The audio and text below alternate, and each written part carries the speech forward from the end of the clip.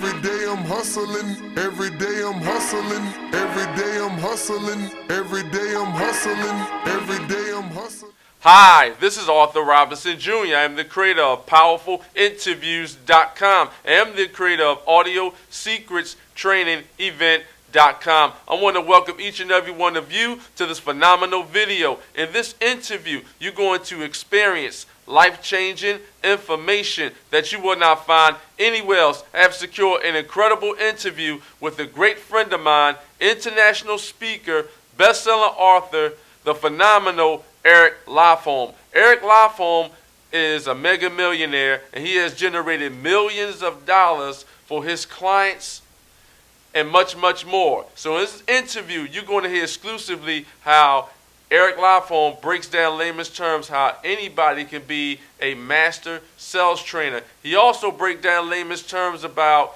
how his phenomenal mentors like the marketing guru Jay Abraham, Tom Hopkins, the phenomenal Les Brown, has endorsed his sales training programs on a national level as well as on an international level. Eric Lofholm also breaks down layman's terms about how you can generate 6 figures or 7 figures or more in the sales training industry and much, much more. So remember, this is not bullshit information. The correct information will change your situation.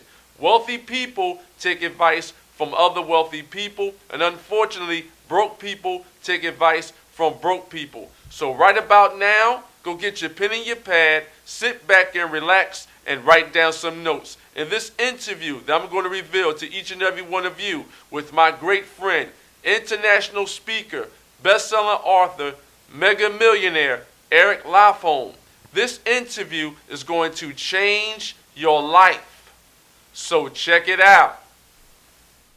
Today, I have a wonderful person on the call, and he's a great friend of mine. His name is Eric Lofholm. And for those that don't know Eric, let me explain to each and every one of you about this incredible, powerful man. Eric Lofholm is a master sales trainer who has taught his proven sales systems to thousands of professionals around the world. He is the president and CEO of Eric Lofholm International Incorporated, an organization he founded to professionally train people on the art and science of selling. Eric is a naturally gifted teacher for over 14 years. He has shared his proven sales increasing ideas with people from all over the world. Eric believes that selling equals service.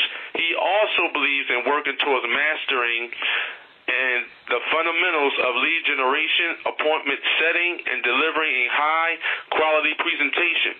Eric has delivered over 1,500 public and private presentations in such powerful companies such as Microsoft, Century 21, Prudential, Ford Motor Company, Mary Kay, Citicorp, MCI, Sega, Lexus, Bank of New York, Northwest Mortgage, and many other powerful brands. Eric is the best-selling author of 2 powerful books, 21 Ways to Close More Sales, and his other powerful book, How to Sell in the New Economy, and that is an awesome, impressive resume. Without further ado, I'd like to welcome the one, the only, the powerful Eric Lofholm to the show. Arthur, great to be here. Thanks for inviting me. Well, I'd like to thank you, Eric, for taking time out of your busy schedule to educate me and the listeners worldwide about the power of selling. I gladly appreciate it. You know, I'm excited to be here and share this information, and I want to take a moment and acknowledge everybody for listening. It's possible that you're going to hear an idea that could create a breakthrough that could result in a permanent change in the way that you sell or think about sales, and so I'm excited to share this powerful information. Well, I'm very honored to have you on the show. To everyone that's listening right now, I highly recommend go and get your pen and your pad right now. My great friend Eric Lofholm is going to break down layman's terms on how you can be a selling powerful machine. Is that correct, Eric? That's what I do on a daily basis, so I'm happy to share it with everybody. Now, what I would like to know, and can you explain to the listeners in layman's terms, Who is the powerful Eric Lofholm? How long you been in your powerful industry, and what is your expertise? Well, I got started in sales a little over 22 years ago. I was the bottom producer at the company that I worked at for an entire year. At the end of the year, I was put on quota probation because I missed the minimum standard of $10,000 a month in gross sales 2 months in a row. My manager wrote me up. He said, Eric, selling is not for everybody, and it's probably not for you, so you have 1 more month to hit your quota. So I started off as a sales failure. I started looking for answers, and I met my first sales mentor, Dr. Donald Moyne. He's a master sales trainer. He taught me his system. With his ideas, the next month I did $10,500 in gross sales, meaning I made quota by 1 sale, and the following month I did $51,000. So I went from worst to first in 60 days once I was professionally trained. How I became a trainer of this information is I never had the goal to go into sales, let alone become a global sales trainer. So I was born with a gift. Every one of you listening right now, you were born with unique gifts and talents. And one of the gifts I was born with is the gift of teaching. So once I had Dr. Moyne's system and my natural gifting of teaching, I started teaching sales to my coworkers and started producing outstanding salespeople. In my early 20s, I then went and worked for Tony Robbins. I did that for 3 years, and then 16 years ago branched off and started Eric Lofholm International. We're a global sales training organization, and our mission is to help people make more sales. Now, you educate entrepreneurs and business owners all over the world on how they can increase their sales. And I say sales is the avenue to more revenue. How can business owners and entrepreneurs that are listening right now on the show today increase their revenues to $5 million or higher? Well, it all starts with mindset and embracing sales. If somebody wanted to go to $5 million or higher, and it depends on where they're at in their business. I mean, if they're at $4.5 million and they're looking for about a 10% increase, or if they're at $1 million and they're looking for a 5-fold increase, we need to apply sales acceleration strategies. So I teach 3 different levels of sales training: sales fundamentals, sales scripting, which is what you say in the presentation, and sales acceleration strategy. So the question you're asking really requires level 3. So to accelerate revenue at that level, you're looking at things like public speaking, integrating technology into your sales process. You're looking at things like doing joint ventures and strategic alliances, things like doing a product line extension, and I'll just hit that one once on a little deeper, and then I'll turn it back to you. If you look at what Apple Computers did, so they used to be a computer company, and then they did a product line extension, and they brought in things like the iPhone, the iPad, recently the iWatch, or whatever they're calling that, iTunes, and so they did a product line extension. In my own company, in the month of May, right around the corner, I'm getting ready to do a product line extension and adding in a $25,000 corporate training product. So I'll keep doing all the revenue I was doing, and then let's just say I sell one corporate training product a month at $25,000. That'll bump my revenues by $300,000. So those are a couple of proven ideas to accelerate revenue.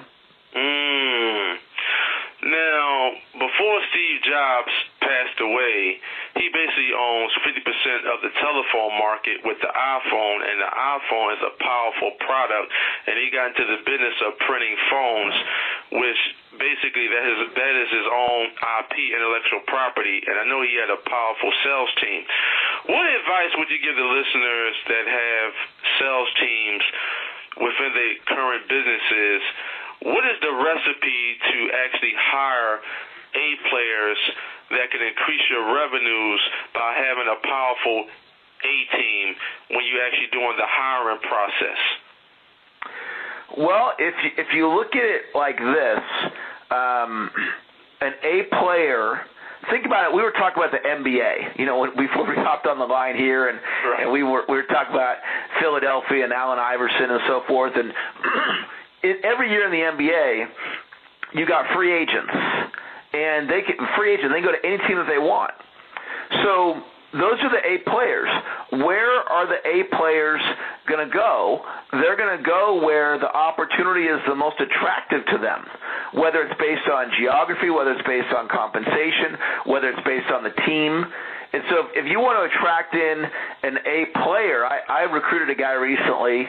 His name is Eric Metcalf. He's had years where he's done more than $1 million in phone sales, which in my industry, that's a big number. And having a sales rep who sold $1 million worth of training products over the phone come and work for me, that's a beautiful thing. And he came to work for me for a couple reasons. One is you go Google Eric Lofholm, there's not one negative thing about me online. It's all positive. So he wanted to represent a brand that he believed in.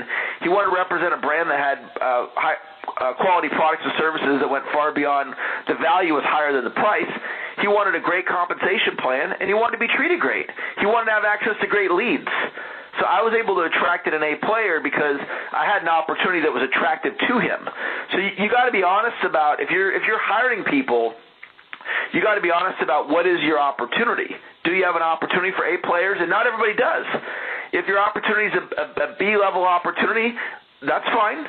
Go after the best B players. The Minnesota Timberwolves are not going to recruit the top free agents in the NBA because they're just not going to go to Minnesota. It's highly, highly unlikely.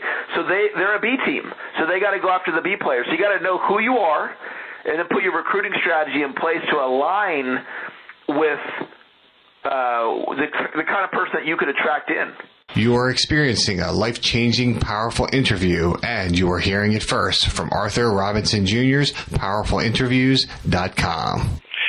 So basically, you just said that you hired the gentleman that's a part of your brand right now. He did $1 million on phone sales, so I'm quite sure he was actually doing inbound calls and he was doing cold calling. So what advice would you actually reveal to the listeners that are listening right now?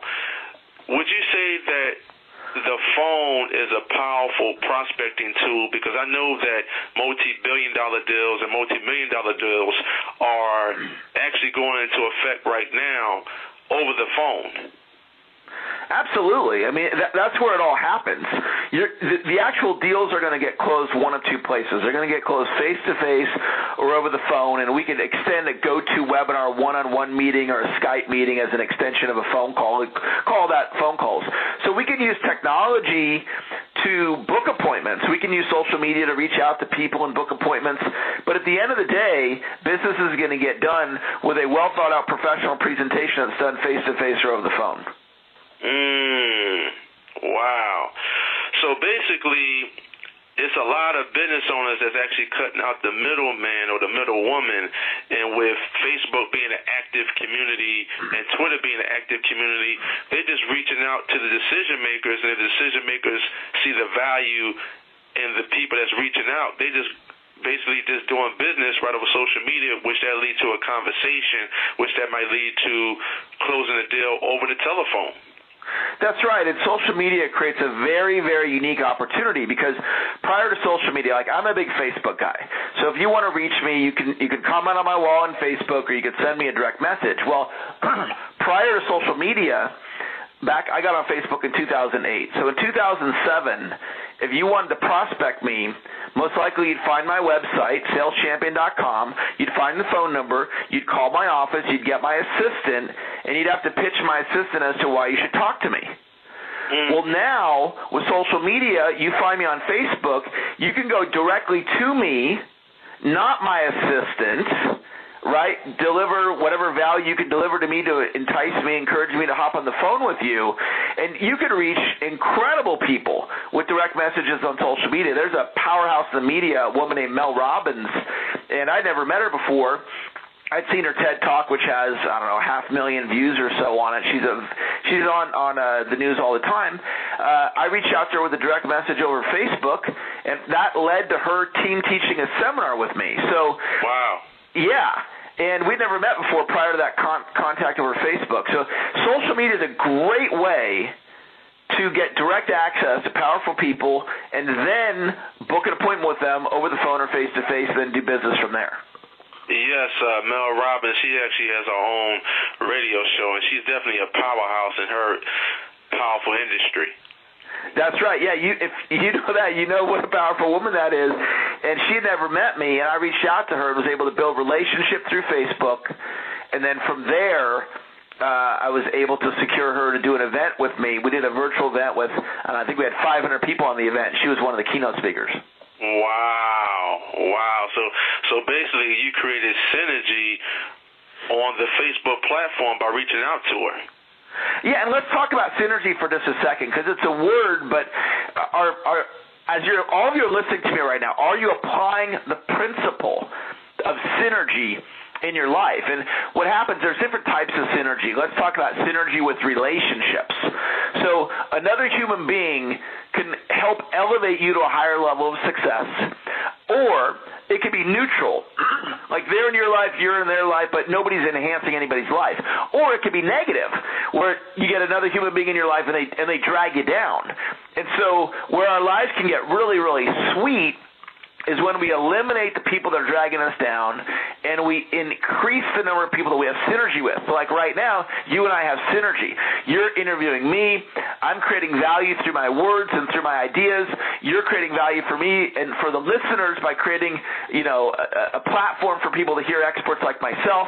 So there's synergy happening between you and I and all the listeners right now. And you want to set your life up in a way intentionally where you have these types of relationships. If you really, really want to become successful, that is one of the most important keys. Now, you mentioned that powerful word, relationships, and it's all about relationship capital. And you talked earlier about leadership. So in order to attract great leaders, you must decide that you want to become a great leader.